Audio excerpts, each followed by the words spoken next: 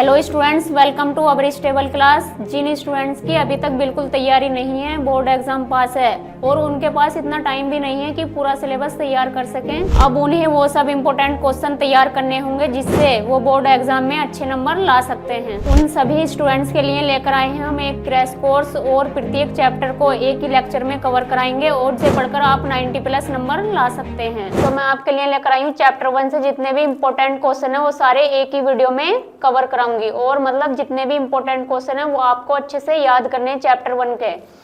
तो चैप्टर 1 में कौन कौन से क्वेश्चन है देख लेते हैं। मतलब ये एक वीडियो में मैं आपको कवर कराऊंगी और अच्छे से आपको तैयार करने हैं। तो सबसे पहला क्वेश्चन पढ़ेंगे हम, फ्लावर या फूल की संरचना क्या होती है, उसमें कौन कौन से भाग होते हैं फूल की संरचना में। सबसे पहला क्वेश्चन ये पढ़ेंगे, मतलब फूल का डायग्राम पढ़ेंगे और उसके बारे में पढ़ेंगे, उसमें कौन कौन से भाग होते हैं उनके बारे में भी पढ़ना है। नेक्स्ट क्वेश्चन पढ़ेंगे परागकोश। एंथर जो होता है मतलब परागकोश, उसकी अनुप्रस्थ काट को कटिंग करके कैसे हमें दिखती है उसका डायग्राम देखना है हमें और उसके बारे में पढ़ना। नेक्स्ट क्वेश्चन पढ़ेंगे परागण क्या होता है और परागण क्या होता है, इसकी डेफिनेशन और ये कितने टाइप का होता है इसके बारे में भी डायग्राम द्वारा मैं आपको अच्छे से तैयार कराऊंगी। नेक्स्ट क्वेश्चन है आवृतबीजी पौधे। जितने भी फूलों वाले पौधे होते हैं उनमें गुरु बीजाणुजनन की क्रिया जो होती है उसे मतलब डायग्राम के द्वारा अच्छे से तैयार करना। नेक्स्ट क्वेश्चन है डबल फर्टिलाइजेशन या द्विनिषेचन क्या होता है, इसकी क्रिया को भी सचित्र वर्णन के द्वारा समझना। नेक्स्ट क्वेश्चन है निम्न पर टिप्पणी लिखना, जैसे कि अनिषेक फलन क्या होता है और बहुविरूणता क्या होती है। तो मैं आपको ये सारे क्वेश्चन इंपॉर्टेंट हैं जो बोर्ड एग्जाम में रिपीट हुए हैं, तो मैं इन्हें अच्छे से कवर कराऊंगी। तो चलते हैं, सबसे पहला क्वेश्चन है फ्लावर की स्ट्रक्चर या आवृतबीजी पुष्प जो होते हैं, आवृतबीजी पौधे हुए होते हैं मतलब जिनमें फूल आते हैं। फूलों वाले पौधे को हम क्या बोल सकते हैं, एंजियोस्पर्मिक प्लांट या आवृतबीजी पौधे। तो क्वेश्चन 1 है आवृतबीजी पुष्प की संरचना का वर्णन करना, मतलब चित्र सहित बताना। तो पुष्प की जो संरचना होती है, मतलब सबने आपने अपनी चारों तरफ बहुत टाइप के फूल देखे होंगे, पिंक, येलो, व्हाइट, बहुत टाइप के होते हैं। मतलब सभी को सब जितने भी होते हैं मतलब ह्यूमन होते हैं उनकी तरफ अट्रैक्ट हो जाते हैं, आकर्षित हो जाते हैं और परागण में भी हेल्प करते हैं। तो हम यहाँ पर पुष्प की संरचना देखेंगे, मतलब उनमें कितने टाइप होते हैं। पादप, जितने भी प्लांट जाति में आवृतबीजी पौधे विशिष्ट होते हैं, मतलब जितने भी पौधे होते हैं उसमें हम किसके बारे में पढ़ने वाले हैं, फूलों वाले पौधों के बारे में, उसकी संरचना के बारे में। जिन पर पुष्प लगते हैं, क्या लगते हैं, पुष्प या फूल लगते हैं। निषेचन के पश्चात अंडाशय जो होता है हमारा वो किस में बदल जाता है, फल में। फल के बाद जब वो फ्रूट में बदल जाता है तो उसे क्या बोलते हैं हम, बीजांड फल में बदल जाता है। एक पूर्ण पुष्प में मुख्य रूप से 4 भाग होते हैं। सबसे बाहर का जो भाग होता है उसे क्या बोलते हैं, बाह्य दलपुंज। ये फूल की संरचना, इसमें मेन 4 पार्ट होते हैं। पहला होता है बाह्य दलपुंज। तो बाह्य दलपुंज ये होता है सबसे बाहर का भाग होता है, ये हरे रंग का होता है और ये ऊपर के जो भाग लगे हुए होते हैं जैसे कि पेटल, एंथर, ओवरी, इन्हें प्रोटेक्ट करने का या सुरक्षा प्रदान करने का काम किसका होता है, बाह्य दल का। कैलिक्स के नाम से भी जानते हैं इसको, मतलब एक ग्रुप जो होता है सेपल का, पंखुड़ियों का हरे रंग की, उसे क्या बोल सकते हैं हम, बाह्य दलपुंज या कैलिक्स के भी नाम से जानते हैं। तो पहला पार्ट कौन सा होता है हमारा, कैलिक्स। ये पिंक कलर का जो आपको दिखाई देता है, मतलब कुछ फूल जो होते हैं पिंक कलर के होते हैं, कुछ व्हाइट कलर के होते हैं, कुछ पीले कलर के होते हैं, मतलब बहुत टाइप के होते हैं, कुछ येलो कलर के होते हैं। तो यहाँ पर मैंने पिंक कलर का फूल बनाया, तो आपको मतलब यहाँ पर देखना, ये पिंक वाला जो पार्ट है इसे क्या बोल सकते हैं हम, दलपुंज या कोरोला। क्या बोलते हैं, दलपुंज या कोरोला, ये दूसरा पार्ट होता है। और ये जो होते हैं दोनों पार्ट, इन्हें क्या बोलते हैं हम, सहायक अंग भी बोलते हैं। फूल के सहायक अंग के भी नाम से, मतलब ये सहायक, इनको प्रोटेक्शन देने का काम करते हैं। और कोरोला जो होता है हमारा दलपुंज, ये जितने भी कीड़े मकोड़े होते हैं उन्हें अपनी तरफ आकर्षित करने का काम दलपुंज का होता है, या परागण में भी हेल्प करता। तो सहायक जनन अंग, सहायक अंग कहलाते हैं ये दोनों जो होते हैं। थर्ड पार्ट होता है हमारा, नेक्स्ट थर्ड पार्ट जो होता है उसको क्या बोलते हैं, 3 पार्ट, जायांग।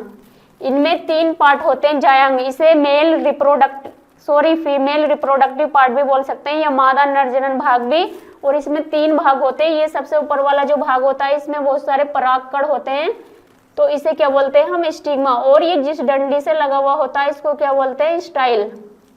और एक ओवरी लगी हुई होती है, एक थैले के आकार की जैसी होती है, फूली हुई संरचना होती है, उसे क्या बोलते हैं हम, ओवरी। इसके अंदर ही ओव्यूल होता है।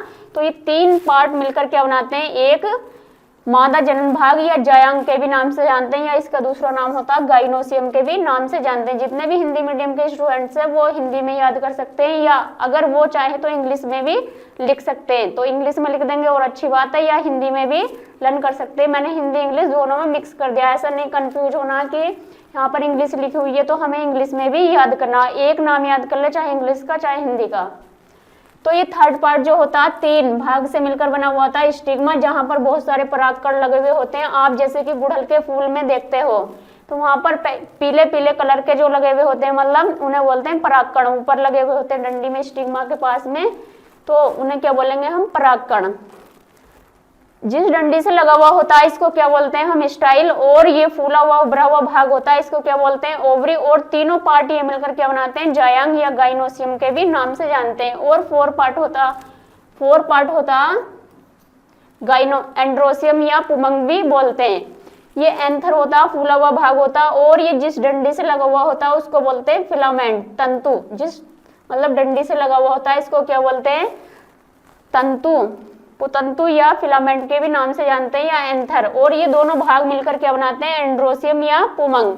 तो ये फूल का जो होता है नरजनन भाग होता है, ये वाला नरजनन भाग बोलते हैं इसको। और ये वाला जो होता ये नरजनन भाग होता, और ये वाला जो होता है ये बीच वाला, इसे क्या बोलते हैं, मादा जनन भाग। तो फूल में मेन 4 पार्ट होते हैं। सबसे पहला क्या होता है, बाह्य दलपुंज, जो सहायक मतलब बाह्य दलपुंज, और एक क्या होता है दलपुंज, दोनों सहायक अंग होते हैं। और पुमंग और जायंग क्या होते हैं, जनन मेल, मतलब फूल जो होता है उसके जनन भाग होते हैं, पोलिनेशन में, निषेचन में हेल्प करते हैं। तो इसे क्या बोल सकते हैं हम, फूल की स्ट्रक्चर। फूल की स्ट्रक्चर दिखने में ऐसी होती है। आपको सबसे पहले मतलब क्या करना है, इसके बारे में लिखना, फूल क्या होता है, फिर उसके बाद में इसके कौन कौन से भाग होते हैं उनके बारे में लिखना, और ये फूल का स्ट्रक्चर बना देना, तो आपको अच्छे नंबर मिल जाएंगे। जैसे मैंने आपको बनाकर दिखाया डायग्राम, इसी टाइप से आपको भी बनाना है, मतलब कलरफुल। नेक्स्ट टॉपिक है परागकोश की अनुप्रस्थ काट।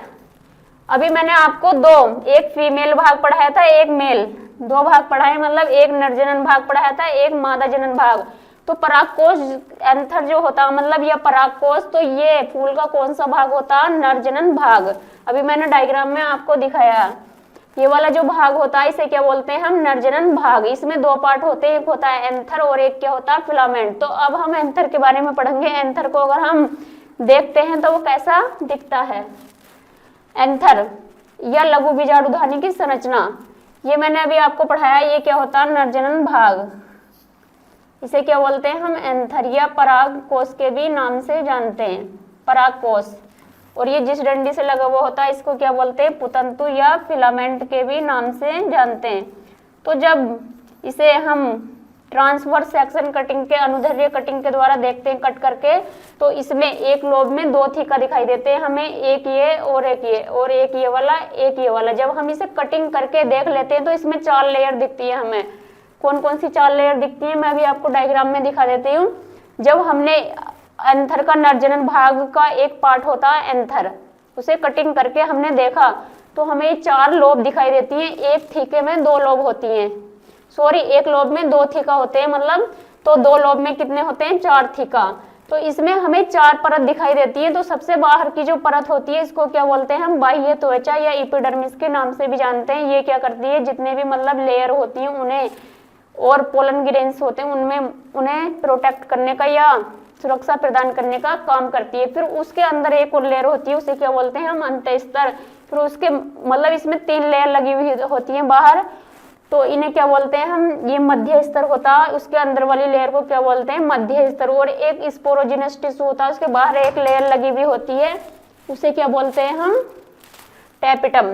तो ये 3 लेयर जो होती है, ये वाली, ये 3 बाहर की परत जो होती है, ये इसे क्या करती है, सुरक्षा प्रदान करने का काम करती है। जैसे कि जब पोलिनेशन होता है, परागण, तो उसमें जब एंथर फटता है तो परागकण निकलते हैं बाहर को, उन्हें फटने में भी हेल्प करती है। तो ये सुरक्षा प्रदान करने का काम करती हैं 3 लेयर। और एक लेयर जो होती है, एक स्पोरोजिनस टिश्यू होता है, इसमें एक द्रव टाइप पदार्थ भरा हुआ होता है, तो इसे क्या बोलते हैं हम, स्पोरोजिनस टिश्यू। तो इसके बाहर की जो परत होती है इसे क्या बोलते हैं हम, टैपिटम। ये क्या करती है, इसे न्यूट्रिशन या पोषण देने का काम करती है। और एक सवन फूल लगा हुआ होता है यहाँ पर, परागकोश की अनुप्रस्थ काट में प्रारूपिक लघु बीजाणुधानी लगभग गोल दिखाई देती है, जो 4 स्तरों में घिरी रहती है। कौन कौन से होते हैं 4 स्तर? बाह्य त्वचा या एपिडर्मिस के भी नाम से जानते हैं। अंत स्तर, उसके अंदर वाली जो लेयर होती है उसे क्या बोलते हैं? एंडोथीसियम या अंत स्तर। फिर उसके अंदर एक लेयर और लगी हुई होती है तो इसे क्या बोल सकते हैं हम? मध्य स्तर या मिडल लेयर। और ये स्पोरोजिनस टिश्यू जो होता है उसके बाहर वाली जो लेयर होती है उसे क्या बोलते हैं? टैपेटम। और ये तीनों लेयर जो होती है ये क्या काम करती हैं? सुरक्षा प्रदान करने का काम करती हैं। और ये वाली जो लेयर होती है फोर वाली जो लेयर होती है ये पोषण प्रदान करने का काम करती है या न्यूट्रिशन। तो लघु बीजाणुधानी की संरचना होती है। और ये वाला जो भाग होता ये नरजनन भाग होता है, इसमें एंथर जो होता है ये फूला हुआ उभरा हुआ भाग होता। और ये नीचे वाला क्या होता है? एक डंडी होती है, मतलब जहां से ये ओवरी से अटैच रहता, जुड़ा हुआ रहता, उसे क्या बोलते हैं हम? फिलामेंट। तो ये परागकोश को कटिंग करके जब हम देखते हैं तो सबसे पहले अगर आपको परागकोश की संरचना के बारे में आ जाए तो आपको इसके बारे में लिखना है, फिर 4 लेयर कौन कौन सी होती है उसके बारे में लिखना, और इसका डायग्राम बना देंगे तो आपको अच्छे नंबर मिल जाएंगे। तो आपको ये क्वेश्चन अच्छे से तैयार करने हैं। नेक्स्ट क्वेश्चन है परागण। परागण किसे कहते हैं या परागण कितने प्रकार का होता है वर्णन करना। मतलब ऐसे भी आ सकता है परागण क्या होता है या परागण कितने प्रकार का होता है उसके बारे में बताना है। आपने फूल के बारे में पढ़ा, उसमें 2 पार्ट होते हैं, एक मेल रिप्रोडक्टिव पार्ट या मादा जनन भाग और एक क्या होता नर जनन भाग। मादा जनन भाग मैंने अभी आपको पढ़ाया है, 3 पार्ट होते हैं इसमें, ये वाले 3 पार्ट। एक ऊपर वाला क्या होता है ये स्टिग्मा, और बीच वाला क्या होता है स्टाइल, सबसे नीचे वाला जो भाग होता है उसे क्या बोलते हैं ओवरी। इधर बना देती हूँ साइड में। सबसे ऊपर वाला जो भाग होता है इसको क्या बोलते हैं हम स्टिग्मा। अभी मैंने आपको फूल पढ़ाया तो फूल में सबसे मतलब ये बीच वाला जो पार्ट होता है इसे बोलते हैं मादा जनन भाग, और ये ऊपर वाला जो भाग होता है इसको क्या बोलते हैं हम स्टिग्मा, और बीच वाला क्या होता है स्टाइल। बीच वाला पार्ट होता है स्टाइल, और थर्ड वाला नीचे वाला होता है ओवरी। और ये तीनों पार्ट मिलकर क्या बनाते हैं? एक मादा जनन भाग या मेल रिप्रोडक्टिव पार्ट बनाते हैं।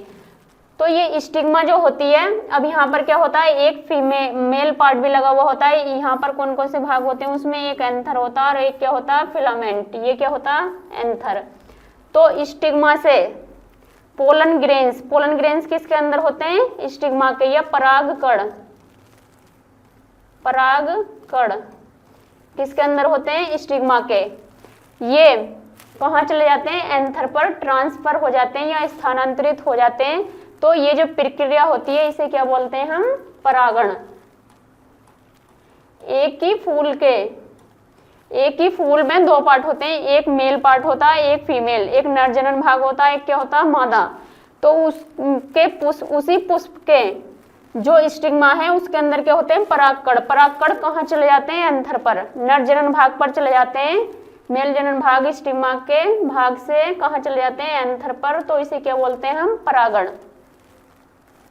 यहाँ पर देख लेते हैं, किसी पुष्प के परागकोशों से निकले हुए परागकोश, ये क्या कहलाता? परागकोश के उसी पुष्प के वर्तिकाग्र पर पहुंचने की क्रिया को हम क्या बोलते हैं? पोलिनेशन या परागण के नाम से भी जानते हैं। तो एंथर के अंदर क्या होते हैं? बहुत सारे पोलन ग्रेन्स होते हैं और कहाँ चले जाते हैं? स्टिग्मा पर ट्रांसफर हो जाते हैं या वर्तिकाग्र पर। तो इसे क्या बोलते हैं हम? पोलिनेशन या परागण। किसी पुष्प के मतलब कोई भी पुष्प है और उसी पुष्प के वर्तिकाग्र पर ट्रांसफर हो जाने की क्रिया को हम क्या बोलते हैं? परागण के भी नाम से जानते हैं या पोलिनेशन। ये 2 टाइप का होता है, एक होता है स्वपरागण, दूसरा क्या होता है परपरागण। अगर एक ही प्लांट है, अगर एक ही पौधा है ये, इसके अंदर एक ही पुष्प पर परागकोश से मतलब परागकण जो होते हैं वो कहाँ चले जाते हैं? वर्तिकाग्र पर। तो इसे क्या बोल सकते हैं हम? स्वपरागण। अगर एक पौधा है मतलब उसके वर्तिकाग्र, एक पौधा है उसके परागकोश से परागकण जो निकलते हैं वो किस पर चले जाते हैं? दूसरे पौधे के पुष्प के वर्तिकाग्र पर चले जाते हैं। तो इसे क्या बोलते हैं हम? परपरागण। तो ये 2 टाइप का होता परागण के प्रकार, परागण दो टाइप का होता है, स्वपरागण या परपरागण। इसे सेल्फ पोलिनेशन भी बोल सकते हैं और क्या बोलते हैं, क्रॉस पोलिनेशन। तो स्वपरागण, स्वपरागण में एक पुष्प के परागकण उसी पुष्प के कहाँ चले जाते हैं, वर्तिकाग्र पर, तो इसे क्या बोलते हैं हम, स्वपरागण। और जिस पुष्प पर जाते हैं उसमें दो पार्ट होते हैं, जैसे कि मेल और फीमेल, तो उसे क्या बोलते हैं हम, उभयलिंगी। उभयलिंगी पुष्पों में नहीं होता, जो मतलब मेल और फीमेल पार्ट नहीं हो सकते, मतलब उसमें ऐसा नहीं है कि दोनों का होना बहुत जरूरी है। तो एक ही जो पुष्प है उसके परागकोश से परागकण निकले हुए कहाँ चले जाते हैं, वर्तिकाग्र पर, तो इसे क्या बोलते हैं हम, स्वपरागण। नेक्स्ट पार्ट है स्वपरागण भी दो प्रकार का होता है, मतलब स्वक युग्मन या सजात पुष्पीय युग्मन। तो इसे क्या बोलते हैं हम, स्वक युग्मन या ऑटोगैमी या सजात पुष्पीय युग्मन। तो पहला है स्वक युग्मन, वह अवस्था जिसमें एक द्विलिंगी, मतलब इसमें एक मेल पार्ट भी होता है, एक क्या होता है, नर भाग भी, दूसरा क्या होता है, मादा भाग भी, तो उन्हें बोलते हैं द्विलिंगी या बाइसेक्सुअल, क्या होता है, मादा भाग भी। तो दो भाग होते हैं, नर भाग भी मादा भाग भी, तो उसे उस पुष्प को हम क्या बोलते हैं, द्विलिंगी। तो द्विलिंगी पुष्प के परागकण उसी पुष्प के वर्तिकाग्र पर पहुंचते हैं, तो इसे क्या बोलते हैं हम, स्वक युग्मन के भी नाम से जानते हैं। अगर इसी पुष्प के परागकण इसी पर जा रहे हैं तो इसे क्या बोलते हैं हम, स्वक युग्मन के भी नाम से जानते हैं। अगर एक ही फ्लावर के उसी पुष्प पर जा रहे हैं तो उसे क्या बोलेंगे हम, सजात पुष्पीय युग्मन, सजात पुष्प।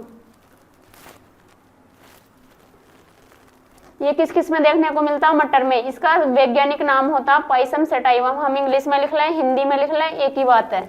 तो ये वैज्ञानिक नाम होता है बायोलॉजी में, साइंटिफिक नेम भी बोलते हैं इसे, वैज्ञानिक नेम। तो पाइसम सटाइवम मटर का नाम होता है जीव विज्ञान की लैंग्वेज में, और गेहूं का क्या होता है, ट्राइटिकम एस्टाइवम।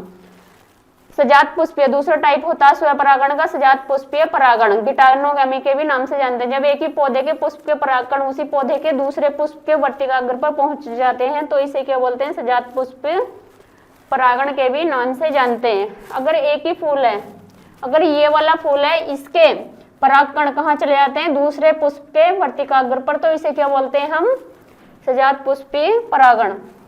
ये किस किस में देखने को मिलता है, जैसे कि मक्का में देखने को मिल सकता, मेज में, हम किस में देख सकते हैं इसे, मक्का में। दूसरा टाइप होता है परपरागण।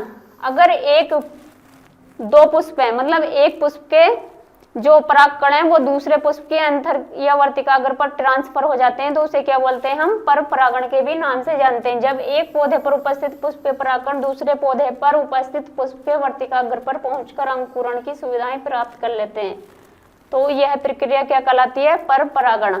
इस क्रिया के लिए मतलब ऐसे नहीं है कि एक में मतलब मेल पार्ट हो, दूसरे में क्या होता है, फीमेल पार्ट। इसमें क्या होता है, मतलब या तो एक मतलब एक नर भाग या मादा भाग कोई सा भी हो सकता है, उसके द्वारा ही हो जाता। हम देख लेते हैं यहाँ पर, जब मतलब एक पुष्प के परागकण निकलकर कहाँ चले जाते हैं, दूसरे परागकण के वर्तिकाग्र पर चले जाते हैं तो इसे क्या बोलते हैं हम, परपरागण। तो ये परागण है, परागण के टाइप हो गए। परागण के बाद अब हम नेक्स्ट क्वेश्चन पढ़ेंगे, आवृतबीजी पौधों में ध्रुव बीजाणु जनन या मेगास्पोरोजेनेसिस कैसे होती है। तो मेगास्पोर एक मतलब मात्र कोशिका होती है। मात्र कोशिका हमें कहाँ से मिलती है, जो ओवरी होती है उसके अंदर क्या होता है, ओव्यूल, वहां पर क्या होते हैं, बहुत सारे माइक्रोस्पोर होते हैं। तो उससे मात्र कोशिका से अर्धसूत्री विभाजन के द्वारा गुरु बीजाणु बनने की जो प्रक्रिया उसे क्या बोलते हैं हम, गुरु बीजाणु जनन। आवृत नेक्स्ट क्वेश्चन है, आवृतबीजी पौधों में गुरु बीजाणु जनन का सचित्र वर्णन करें। तो गुरु बीजाणु जनन जो होता है, एक मात्र कोशिका होती है जो हमारी ओवरी होती है। ओवरी मैंने 3 पार्ट पढ़ाए थे आपको, फीमेल या मादा जनन भाग में ये फूला हुआ उभरा हुआ जो भाग था इसे क्या बोलते हैं, ओवरी। इसके अंदर क्या होता है, ओव्यूल। ओव्यूल जो होता है उसके अंदर यहाँ क्या होते हैं, बहुत सारे माइक्रोस्पोर होते हैं, मतलब मेगास्पोर। तो मेगास्पोर बनने की जो प्रक्रिया होती है अर्धसूत्री विभाजन के द्वारा उसे क्या बोलते हैं हम, गुरु बीजाणु जनन या मेगास्पोरोजेनेसिस के भी नाम से जानते हैं। अर्धसूत्री विभाजन जो होता है मतलब उसमें एक सेल जो होती है वो 4 सेल में डिवाइड हो जाती है और जो न्यूक्लियस की संख्या वो क्या हो जाती है, आधी हो जाती है। तो एक हमारी क्या, गुरु बीजाणु मात्र कोशिका या एमएमसी के भी नाम से जानते हैं, मेगास्पोर मदर सेल। या जब ये मेगास्पोर मदर सेल कैसी होती है, डिप्लॉइड, मतलब 2n होती है उसकी संख्या। और जब हम अर्धसूत्री विभाजन करा देते हैं तो ये 4 हैप्लॉइड मेगास्पोर मतलब हैप्लॉइड एगुड़ित मेगास्पोर या गुरु बीजाणु बना देती है, जिनकी संख्या क्या हो जाती है, आधी हो जाती है। तो 3 क्या हो जाते हैं, खराब हो जाते हैं, नष्ट हो जाते हैं या डिजेनरेट हो जाते हैं, और एक की अवस्था है, एक मेगास्पोर बनता है जो आगे जाकर फंक्शनल मतलब कार्य करने के रूप में आगे और मतलब सेल्स बना सके। तो फिर उसके बाद में क्या होता है, ये एक गुरु बीजाणु 3 खराब हो जाते हैं और एक क्या बनता है हमारा कार्यकारी गुरु बीजाणु। तो इसमें जब समसूत्री विभाजन होता तो फिर वहां पर समसूत्री विभाजन 2 बार होता और इनकी जो संख्या होती है मतलब अंदर हैप्लॉइड ही रहती है, मतलब एगुड़ित ही रहती है, और फिर वहां जाकर माइटोसिस डिवीजन के द्वारा समसूत्री विभाजन के द्वारा जब 2 बार डिवीजन होता तो ये कई एक प्रतिमुख कोशिकाएं बना लेता और एक 2 ध्रुवीय केंद्रक बना लेता और एक एक्सेल या अंड कोशिका बना लेता। तो इसे क्या बोलते हैं हम, मेगास्पोर बनने की या गुरु बीजाणु बनने की जो क्रिया होती है इसे हम गुरु बीजाणु जनन भी बोल सकते हैं।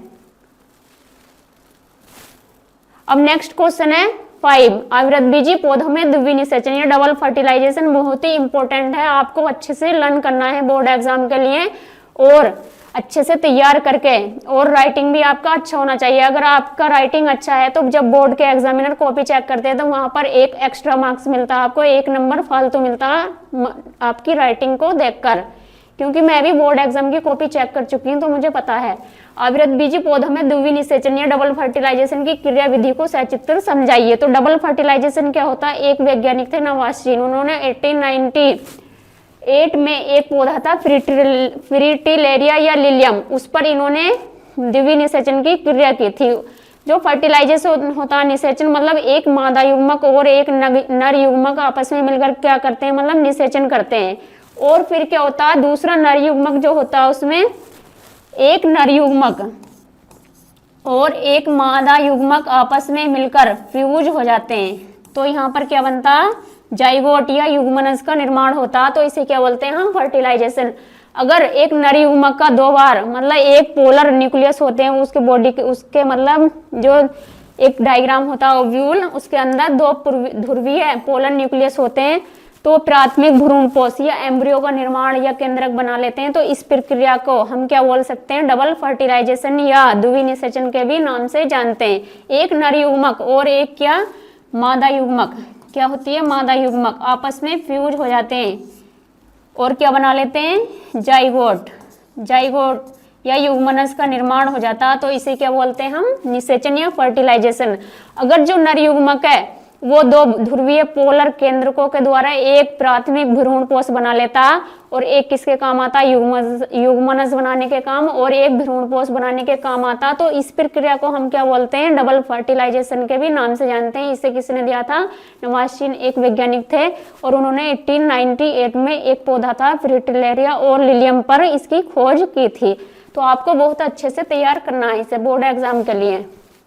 इसका डायग्राम देख लेते हैं। ये मैंने आपको फूल पढ़ाया था, फूल के स्ट्रक्चर पढ़ाए थे, उसमें 4 पार्ट पढ़ाए थे, एक मेल पार्ट, एक फीमेल पार्ट और एक पढ़ाया था मतलब बाह्य दलपुंज। तो मेल पार्ट जो होता है उसके अंदर सबसे ऊपर वाला जो भाग होता है इसे वर्तिकाग्र भी बोलते हैं, इसमें बहुत सारे पोलन ग्रेन्स होते हैं, और जिस डंडी से लगा हुआ होता है उसे क्या बोलते हैं हम, वर्तिका। और ये फूला हुआ उभरा हुआ जो भाग है इसे बोलते हैं अंडाशय या ओवरी। इसके अंदर क्या होते हैं, मादा युग्मकोद्भिद मतलब मेल गैमीट का बनना क्या कहलाता है, मादा युग्मकोद्भिद मतलब मेगास्पोर के द्वारा। और ये नीचे जो लगी हुई होती है ये कलरफुल पार्ट होता है, उसे पेटल बोलते हैं, मतलब जो कीटों को और मतलब ह्यूमन को अट्रैक्ट करने का काम करता है, या हमारे कुछ सजावटी रूपों में काम आता है। और इसे क्या बोलते हैं हम, सेपल, हरा हरा जो भाग लगा हुआ होता है। तो इसके अंदर क्या होते हैं, 2 ध्रुवीय पोलर न्यूक्लियस होते हैं, और ये क्या कर लेते हैं, एक प्राइमरी भ्रूणपोष का निर्माण कर लेते हैं, और एक किसके काम आता है, एक युग्मनज बनाने के काम आता है और एक भ्रूणपोष बनाने के काम आता है। तो इस प्रक्रिया को हम क्या बोल सकते हैं, डबल फर्टिलाइजेशन। और ये बीजांडनाश होता है, ये नीचे जो लगा हुआ, और इसमें ये मेल पार्ट होता है इधर साइड में, इसे क्या बोलते हैं, परागकोश। परागकोश की मैंने स्ट्रक्चर आपको पढ़ा दी है, वो भी बहुत इंपॉर्टेंट है। तो डबल फर्टिलाइजेशन, पराग नलिका होती है जहाँ पर क्या होते हैं, पराग कण आते हैं और आकर यहाँ पर फ्यूज हो जाते हैं। 2 बार पोलर जो ये न्यूक्लियस लगे हुए हैं इनका क्या हो जाता है, संलयन हो जाता है। तो इसे क्या बोलते हैं हम, डबल फर्टिलाइजेशन बोलते हैं। नेक्स्ट क्वेश्चन है, आवृतबीजी पौधों में द्विवीय निषेचन की क्रिया भी आपने पढ़ ली है। फिर बहुत ही इंपॉर्टेंट टिप्पणी लिखने को भी आ जाती है, या ऐसे भी आ जाता है अनिषेक फलन क्या है, इसे उदाहरण देकर समझाइए, या बहुविरूढ़ता क्या है, इसे उदाहरण देकर समझाइए। तो अब हम इन्हें पढ़ने वाले हैं, अनिषेक फलन या बहुविरूढ़ता। इसमें आपको ज्यादा नहीं लिखना, बस इसकी हेडिंग लिखनी है और इसके जो एग्जाम्पल होते हैं वो करने होते हैं। तो आपको 1 नंबर में भी आ सकता है या 2 नंबर में भी इस टाइप से क्वेश्चन आते हैं। और ये जो होता है डबल फर्टिलाइजेशन, ये 2 नंबर में आ जाता।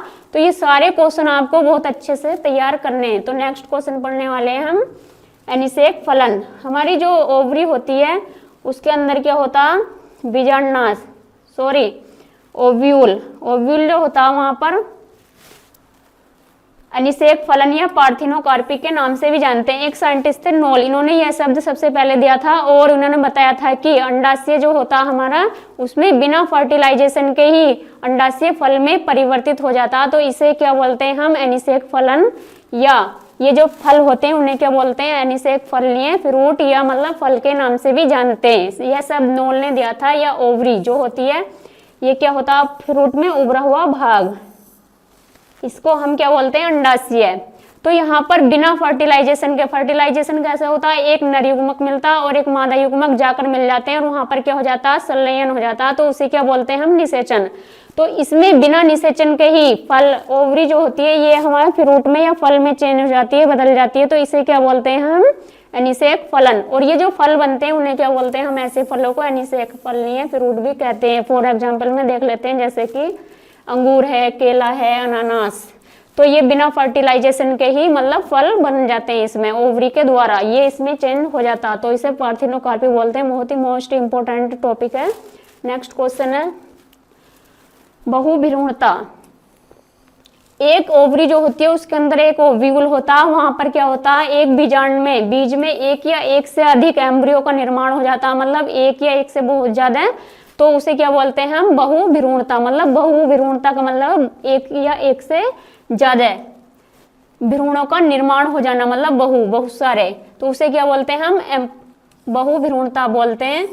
बहुभ्रूणता को सबसे पहले एक साइंटिस्ट थे एवी ल्यूवेनहोक ने 1791 में संतरे में देखा था। मतलब संतरा जो होता है, खट्टे फलों में जितने भी हमारे खट्टे फल होते हैं जैसे कि नींबू, संतरा, इसमें देखने को मिलती है बहुभ्रूणता। नींबू, संतरा, आम, और इनमें विटामिन सी पाया जाता।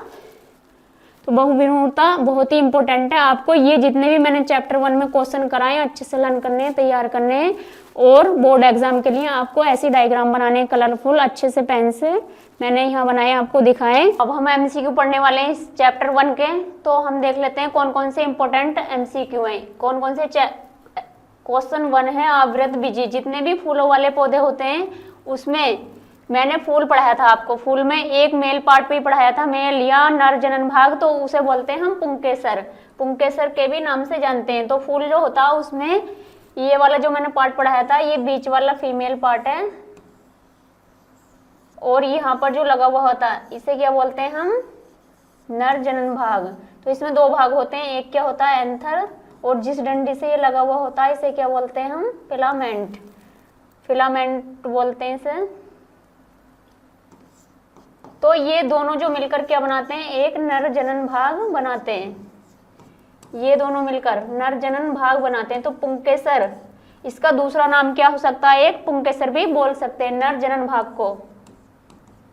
नर जनन भाग को दूसरे नाम हम क्या बोल सकते हैं, पुंकेसर। तो पुंकेसर आवृत बीजी, जितने भी फूलों वाले पौधे होते हैं उसमें पुंकेसर है, नर जनन भाग। तो कौन सा है, नर जनन भाग। नेक्स्ट क्वेश्चन है एक प्रारूपिक आवृत बीजी परागकोश में लघु बीजाणु धानियों की संख्या होती है। जब एक परागकोश जो होता है एंथर होता है, ये वाला अभी मैंने आपको पीछे डायग्राम बनाकर दिखाया है। मतलब ये क्या है हमारा एंथर। एंथर की अगर हम अनुप्रस्थ कटिंग करके देख लेते हैं तो इसमें एक थीका जो होता है उसमें 2 लोब होती हैं। तो ये स्ट्रक्चर ऐसे बन जाती है। तो एक थीका जो होता है उसमें 2 लोब दिखाई देती हैं। 2 लोब, एक लोब में 2 थीका मिलते हैं। तो मतलब एक जो परागधानी होती है तो उसमें पराग कोषों की संख्या कितनी होती है, बीजाणु धानियों की 4। एक एंथर को जब हम अनुदैर्ध्य कटिंग के द्वारा कट करके देखते हैं तो एक थीका में, एक लोब में कितनी थीका होते हैं, 2। तो 2 लोब में कितने हो गए 4। तो अविरतबीजी परागकोश में लघु बीजाणुधानियों की संख्या कितनी हो गई 4। नेक्स्ट क्वेश्चन है, बहुभ्रूणता खोजी गई थी। बहुभ्रूणता, ओव्यूल जो होता है उसमें एक या एक से अधिक, मतलब एक या एक से अधिक एम्ब्रियो या भ्रूण का निर्माण हो जाना क्या कहलाता, बहुभ्रूणता। तो एक वैज्ञानिक थे ल्यूवेनहोक, उन्होंने बहुभ्रूणता को खोजा था।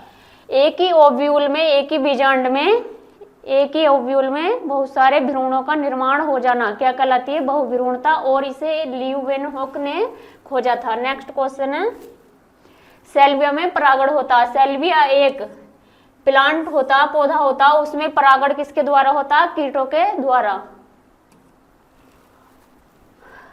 नेक्स्ट क्वेश्चन, एक ही पादप के एक पुष्प के परागकणों पर दूसरे पुष्प के वर्तिकाग्रों का स्थानांतरण क्या कहलाता। मैंने आपको परागण पढ़ाया था। परागण, एक ही पुष्प के उसी पर स्टिग्मा पर परागकणों का ट्रांसफर हो जाना क्या कहलाता, परागण। और अगर एक ही पौधा है, इसमें 2 फूल आ रहे हैं, एक ये फूल है, एक फ्लावर ये है, इसमें क्या होते हैं, एंथर भी होता है और पोलन ग्रेन स्टिग्मा भी होती है। स्टिग्मा का इसी पुष्प के दूसरे पुष्प पर, यहाँ पर क्या है, एंथर। एंथर से में क्या होते हैं, बहुत सारे परागकण। परागकणों का उसी पुष्प, उसी प्लांट के दूसरे पुष्प पर ट्रांसफर हो जाना क्या कहलाता, सजात पुष्पी परागण कहलाता। क्या कहलाता, सजात पुष्पी परागण। एक पौधा है, उस पर 2 फूल लगे हुए हैं और एक फूल के परागकण दूसरे फूल के स्टिग्मा पर या वर्तिकाग्र पर ट्रांसफर हो जाते हैं या स्थानांतरित हो जाते हैं, तो उसे क्या बोलते हैं, सजाती पुष्पी परागण। एक ही पादप के एक पुष्पीय परागणों का दूसरे पुष्प के वर्तिकाग्रों तक का स्थानांतरण क्या कहलाता, सजात पुष्पी परागण। नेक्स्ट क्वेश्चन है, अविरतबीजी पादपों के नर जनन भाग, नर जननांग को क्या कहा जाता है। अविरतबीजी जितने भी फूलों वाले पौधे होते हैं उसका नरजनन भाग जो होता है, फूल में एक नरजनन भाग होता है, एक मादा। तो नरजनन भाग जो होता है उसे पुमंग भी बोल सकते हैं या फिर पुंकेसर भी बोल सकते हैं या नरजनन भाग भी कहा जाता है। तो इसे एक नाम से और क्या जानते हैं हम, पुमंग। और इसमें कौन कौन से पार्ट होते हैं, एंथर होता है और एक क्या होता है, फिलामेंट। ये दोनों मिलकर क्या बनाते हैं, पुमंग या पुंकेसर भी बोल सकते हैं या नरजनन भाग भी बोल सकते हैं। नेक्स्ट क्वेश्चन है, दोहरा निषेचन क्या होता है, डबल फर्टिलाइजेशन। जितने भी फूलों वाले पौधे होते हैं डबल फर्टिलाइजेशन उसमें देखने को मिलता है, तो उन्हें बोलते हैं अविरतबीजी या एंजियोस्पर्मिक प्लांट भी बोल सकते हैं। तो डबल फर्टिलाइजेशन हमें किस में देखने को मिलता है, जितने भी फूलों वाले पौधे होते हैं और उन्हें हम किस में पढ़ते हैं, एंजियोस्पर्मिक प्लांट में पढ़ते हैं, उन्हें एंजियोस्पर्मिक प्लांट भी बोल सकते हैं या अविरतबीजी पौधे। तो डबल फर्टिलाइजेशन हम किस में देखते हैं, अविरतबीजी पौधों में या एंजियोस्पर्मिक पौधों में। जब एक मेल और फीमेल गैमेट का आपस में संलयन हो जाता है, मादा और नर युग्मक का, तो फर्टिलाइजेशन हो जाता है या निषेचन हो जाता है। जब एक नर युग्मक का दूसरी, मतलब किसी ध्रुवीय पोलर ध्रुवीय न्यूक्लियस जो होता उसमें संलयन हो जाता है जाकर, तो 2 बार फर्टिलाइजेशन होता है, तो इसे क्या बोलते हैं, दोहरा निषेचन। तो किस में देखने को मिलता है, अविरतबीजी पौधों में और एंजियोस्पर्मिक प्लांट में। नेक्स्ट क्वेश्चन है, जल परागित, जल द्वारा परागित पौधा क्या होता है, जिसमें परागण जल के द्वारा होता है, उस पौधे को हम क्या बोल सकते हैं, हाइड्रिला। ये जल में मिलने वाला एक पौधा होता है और इसमें जल के द्वारा ही परागण होता है, उसका नाम क्या होता है, हाइड्रिला। नेक्स्ट क्वेश्चन है, लघु बीजाणुधानी की सबसे आंतरिक परत कौन सी होती है। लघु बीजाणुधानी, जब एंथर को हम एक अनुदैर्ध्य कटिंग के द्वारा कटिंग कर देख सकते हैं, तो इसमें 4 परत देखने को मिलती है हमें, 4 परत। सबसे बाहर वाली जो परत होती है इसे बोलते हैं बाह्य स्तर, फिर उससे अंदर वाली जो होती है उसे क्या बोलते हैं, अंत स्तर। और टैपिटम, एक होती है टैपिटम, जो स्पोरोजिनस टिश्यू होते हैं, इनके बाहर एक परत लगी हुई होती है, उसे क्या बोलते हैं, टैपिटम। तो ये सबसे अंदर वाली परत होती है, या इसे मतलब सबसे बाहरी ये वाली जो परत होती है इसे क्या बोलते हैं, बाह्य स्तर। और इससे अंदर वाली जो होती है इसे बोलते हैं अंत स्तर। और इन दोनों के टैपिटम और अंत स्तर के बीच में जो होती है इसे बोलते हैं मध्य स्तर। और सबसे आंतरिक वाली परत को हम क्या बोल सकते हैं, टैपिटम। जब एक एंथर को हम अनुदैर्ध्य कटिंग के द्वारा देखते हैं तो उसमें 4 लघु बीजाणुधानी देखने को मिलती हैं, उनमें 3 लेयर बाहर होती हैं और एक उसके स्पोरोजिनस टिश्यू होता है। उसके बाहर वाली जो आंतरिक परत होती है उसे क्या बोल सकते हैं हम? टैपेटम। तो बाह्य तो कौन सी परत होती है? टैपेटम। और ये 3 जो होती हैं, ये सबसे बाहर वाली परत होती है, उससे अंदर वाली क्या होती है?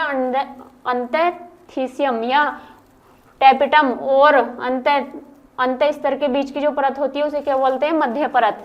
तो सबसे आंतरिक वाली जो परत होती है स्पोरोजिनस के टिश्यू वाली बाहर वाली, उसे क्या बोल सकते हैं हम? टैपेटम। तो लघु बीजाणुधनी की सबसे आंतरिक परत कौन सी है? टैपेटम। नेक्स्ट क्वेश्चन है, टैपेटम जो परत होती है, आंतरिक परत जो होती है, ये वाली जो परत होती है ये क्या करती है? पोषण देने का काम करती है। तो इसका काम क्या होता? जितने भी परागकण होते हैं उनमें पोषण देने का काम किसका होता है? टैपेटम। और ये सबसे आंतरिक परत होती है और ये परागकणों को पोषण देने का काम किसका होता है? टैपेटम का। Okay, thank you. ये जितने भी ये चैप्टर मैंने आपको पढ़ाया इसे अच्छे से आपको तैयार करना है, ये सारे इंपॉर्टेंट हैं, आप अच्छे नंबर ला सकते हैं। Okay, thank you.